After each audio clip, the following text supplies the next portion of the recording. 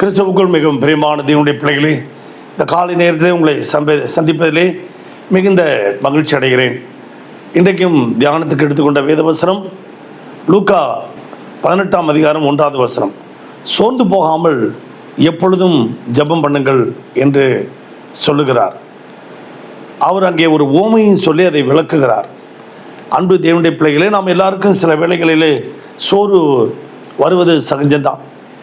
நாம் நினைத்த காரியங்கள், ஜெபித்த காரியங்கள் நிறைவேறாமல் போகும்போது, இல்லை நம்முடைய பொருள்களை இழக்கும்போது, நாம் விரும்பினது கிடைக்காத போது, நம்மளை பிறர் வெறுக்கும்போது, எல்லா சூழ்நிலைகளும் நமக்கு சோர்வு வரும்.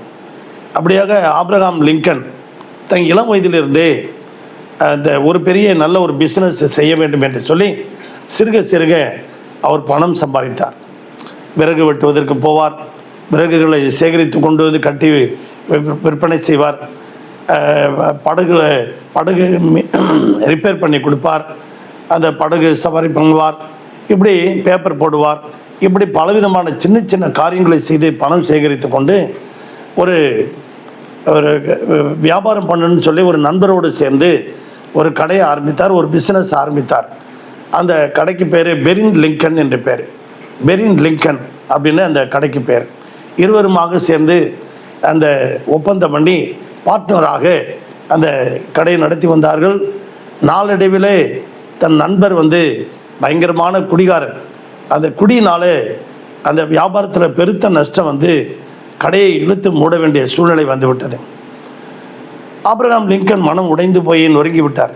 இனி என்ன செய்வது, சம்பாதித்த காசெல்லாம் போயிடுச்சு, இனி நம்ம எப்படி எழும்பி வருது என்று கஷ்டப்பட்டார்.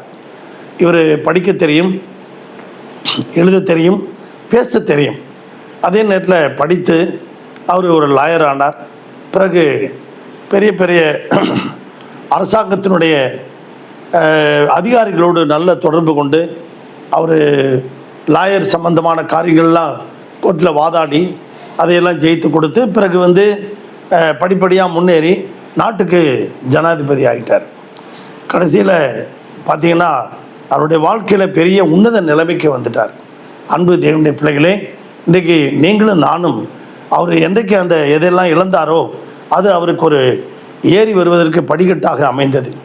அப்படியாக 1 சாமுவேலின் புத்தகம் 30ஆம் அதிகாரத்தில் தாவீதும் இப்படி தான் அந்நிய ராஜாவோடு சேர்ந்து பழக்கப்படுத்தி அவன் இஸ்ரவேல் ஜனங்கள்டிருந்து கொள்ளையடித்து அந்த அந்நிய ராஜாவுக்கு போய் கொடுத்து கொண்டு இருப்பான்.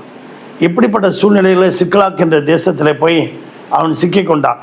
அந்த இடத்துல பார்த்திங்கன்னா அவன் யுத்தத்துக்கு போகிறான். போயிட்டு திரும்பி வரும்போது அந்த இடத்துல அவனுடைய மனைவி, பிள்ளைகள், ஆடு மாடுகள், ஒட்டகங்கள் எல்லாவற்றையும் அமலேக்கியர் கொள்ளையாடி கொண்டு போய்விட்டார்கள்.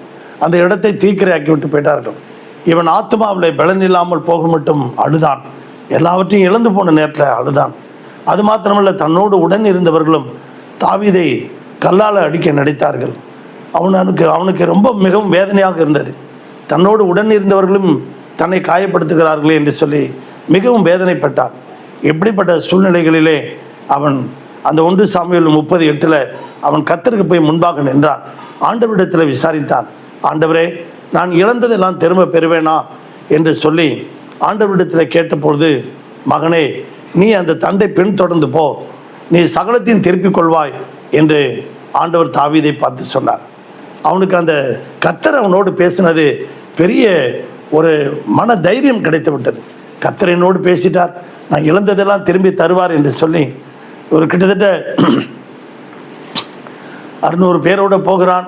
200 பேர் விடாய்த்து நின்று விட்டார்கள். 400 பேரோடு சென்று அந்த அமலேக்கியரோட யுத்தம் பண்ணி அந்த 1 சாமுவேல் 30:19 அவன் சகலத்தையும் திருப்பி கொண்டான். இன்றைக்கு கர்த்தர் உங்களோடு பேசுகிறார். உங்கள் வாழ்க்கையில் இழந்து போனதெல்லாம் சகலத்தையும் நீங்கள் திருப்பிக் கொள்கிறீங்க. விசுவாசிக்கிறீங்களா? கர்த்தர் உங்களோடு கூட இருந்து நிச்சயமாக ஒரு குண்டுமணி விடாமல் அமலேக்கியரிடத்தில் யுத்தம் பண்ணி சகலத்தையும் இழந்ததெல்லாம் பெற்றுக்கொண்டது போல இன்றைக்கும் உங்கள் வாழ்க்கையில் இழந்ததெல்லாம் எல்லா பட்சித்த வருஷங்களின் விளைமை தேவன் உங்களுக்கு திரும்ப இரட்டிப்பாய் தந்து தேவன் உங்களை ஆசீர்வதிப்பார். உங்களுக்காக ஜெபிக்கட்டுமா? பரலோக பிதாவே, இந்த சத்தத்தை கேட்டுக்கொண்டிருக்க ஒவ்வொரு பிள்ளைகளையும் ஆசீர்வதி. எந்தெந்த குடும்பத்தெல்லாம் எதையெல்லாம் இழந்து போயிருக்காங்களோ அதையெல்லாம் திரும்ப கொடுங்கப்பா. அவருடைய வாழ்க்கையில் சுகத்தை இழந்த, பொருளாதாரத்தை இழந்து, மற்ற வேலையை இழந்து, எல்லாத்தையும் இழந்து தவிக்கிற பிள்ளைகளுக்கு ஆறுதலையும் சமாதானத்தையும் தந்து இரட்டிப்பான நன்மைகளினால் இழந்து போனதில் யோபுக்கு 2 மடங்கு தந்தது போல இவர்களுக்கும் 2 மடங்கு தந்து ஆசீர்வதியும். இயேசுவின் நாமத்தில் பிதாவே, ஆமென். God bless you everybody. Thank you.